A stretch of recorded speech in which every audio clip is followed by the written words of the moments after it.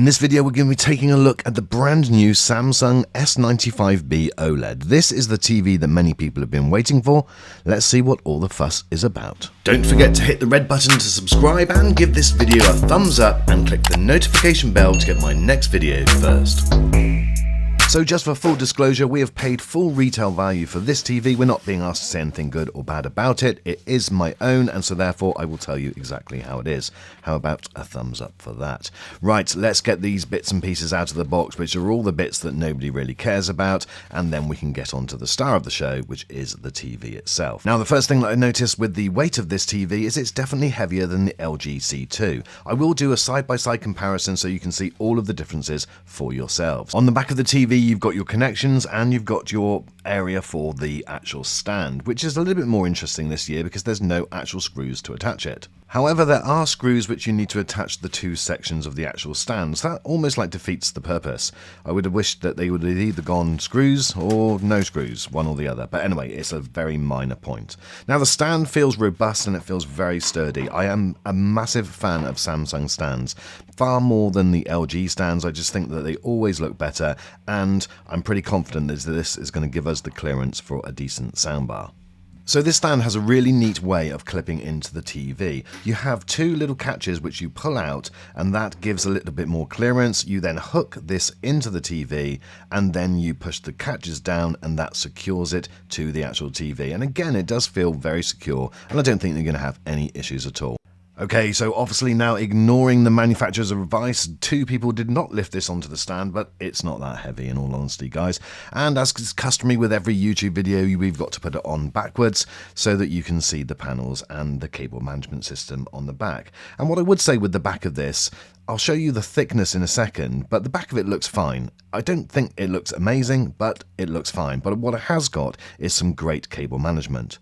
On the connection side, you have them all facing either down or to the side, 2 HDMI on the side and 2 HDMI on the bottom. They're all HDMI 2.1. Now, as I mentioned, it has got a very good cable management system. If you plug your HDMI cable in, and then you can feed it in and around the different side part here, and then down and through. Now, I've just got 2 HDMI cables in, and if I did have 4, well, that could get a little bit tight on space. But anyway, it is what it is. And there's a little plasticky cover which goes over the back, which does feel a little bit on the cheap side, but it does the job.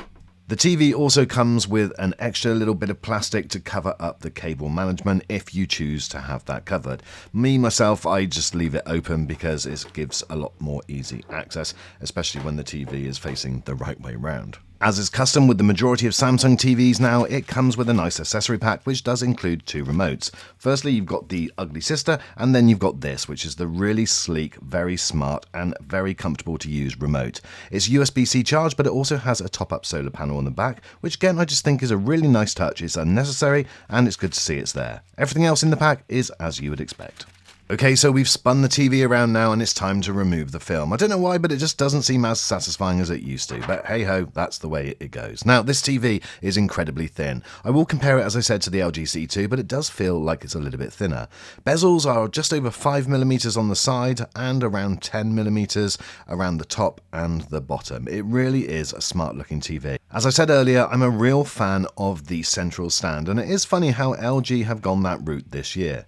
Now, this sits around 7.5 to 8 centimeters off of the actual desk that it's sitting on, and the width of that stand is just around 36 centimeters. Now, this is the 55-inch version, but as you can see, it's perfectly big enough to home a Sonos Beam or a similar size soundbar. So what's your thoughts on the look of this TV? Do you think it's better than the ones that you've seen so far? Is it better than the LG, or is it about the same? This TV runs the latest Tizen software, which is one of my favorites. Without a doubt, it is just so easy to use, and the setup process is very, very good indeed. In fact, it actually installs everything and sets things up in the background while you're going through the setup screens. One thing to pay attention, though, to are the terms and conditions, because here you can turn off the unwanted adverts and things like that. Also, it's important that you run the latest software update because there have been some big updates to that. Okay, so after a few short minutes, you'll be set up and ready to go. Now, this is an updated version of Tizen software, and on initial impression, it looks okay. However, I did find it a little bit slow. Just didn't seem quite as snappy as the latest range of LG TVs that I've looked at this year. But I will pass comment just for the moment on this, and I'll go into more details in my full review. You've got a few different options on the left-hand side: search, ambient, media, and then you can go into the settings, and here you can go into your different settings and also your connected devices, and you can take a look at multi-view because this does have multi-view built in. All of the menu screens are very similar to any of the Samsung TVs from the last few years, and as you'd expect, there's multiple different options for you to hopefully get the best picture you want. And again, what I'll do after I spend a little bit of time and run this TV in for a bit, I'll go through what my best settings are for this TV so that you know, and I'll include that within my full review. So this being an OLED TV, I was really interested to see how it handled reflections, and in my dark room here it looked absolutely fantastic, and I thought it was doing a better job. As you see, the blind will rise in just a few moments, and in the background you can just about make out a window.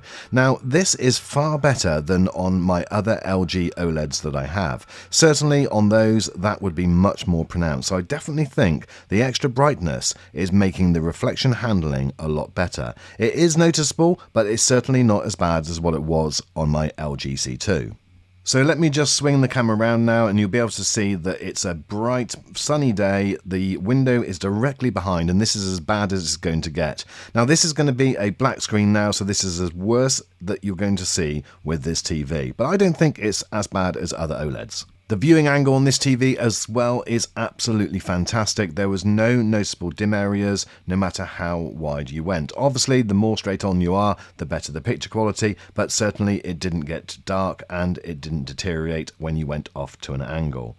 Now, one of the things I mentioned earlier, that this does have multi-view or picture-in-picture. Now, I don't believe that there's two HDMI tuners with this TV, so therefore the options seem to be one HDMI port with one app, which I think is absolutely fine. That is plenty. Obviously, what you can't do is play a game and then watch something on HDMI, for instance on cable or satellite, but you can have YouTube running, or you can have a game and then one of the other apps like Netflix, for instance. So that is absolutely great. There's loads of different options as well where you position the picture-in-picture, and also you can switch between the sound of the different options, so that works well also.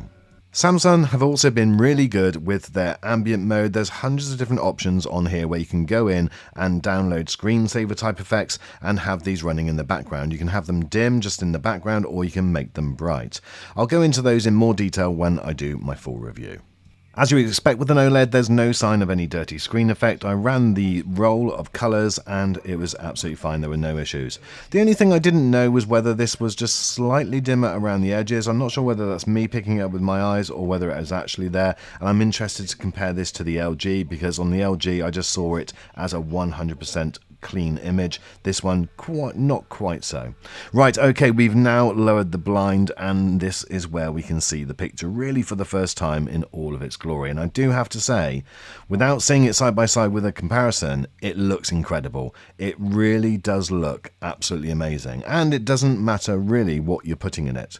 Now, I put it into filmmaker mode, which I think is the most accurate, but again, we'll calibrate this and I'll give you my recommended settings in my full review. But picture mode certainly looked pretty good straight out of the box.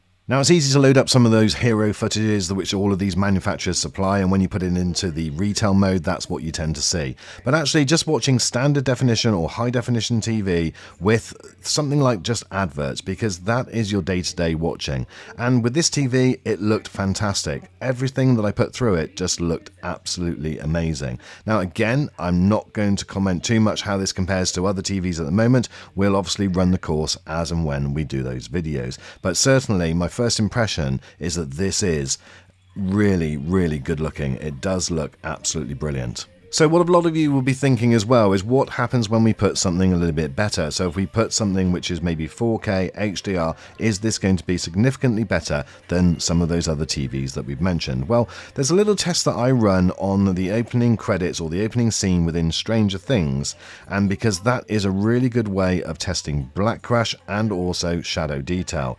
And I do have to say, again, without having them side by side, but this looked amazing. There was zero sign of any black crash at all, and the shadow detail looked absolutely fantastic. It didn't look over manufactured. Now, I know early versions of the software from this TV, there was an issue with that, and I've got the latest version which I've just updated literally in the last couple of days, and so I think that has made a big difference and it is looking brilliant. So this TV is also going to be a great TV for gamers, and there is Samsung's own version of Game Optimizer built into the game mode, and here you can go in and do all the things that you would expect to do. But how is gaming on this TV? Well, again, we will go into more detail in the full review, but my initial thoughts are brilliant. It really looked absolutely stunning. Now, this is Ratchet & Clank, and as you'd expect, this is the best it will ever get, and it looked stunning. It really did look superb. But it didn't matter what we did or what we played, everything was just amazing on it. Now, whether this is going to be the TV of the year, I don't know. I think it's probably too early to say. We've obviously got some Sony OLEDs that we need to have a look at, and I'm going to do the head-to-head comparisons with that and also with the LG C2. So this is a little bit more expensive than the C2, so maybe you would expect it to be a little bit better, but certainly it is one that hasn't disappointed me so far. In fact, I've spent a little bit of time with it in the last 24 hours or so, and me, which most people think is a big LG fan, you know, I'm thinking, I think this is going to be better than the C2. Now, it probably deserves to be because it is that much more expensive, but absolutely everything that I put through it, it just looked brilliant. But obviously we're going to get this calibrated, we're going to get it set up to exactly how I want, and then we'll come back, we'll do a full review and hopefully answer some of your questions. If you've got any questions, leave them in the comment section now and I will answer them on the full review. Thank you so much for watching this video. I hope this first look has been helpful for you and it gives you an idea of what you can get with this amazing Samsung OLED. It's been probably 10 years, I think, since Samsung last did an OLED, and well, that time has certainly stood them well because this one looks like it's going to be one to remember. Thanks so much for watching this video, my friends. I look forward to seeing you on the next.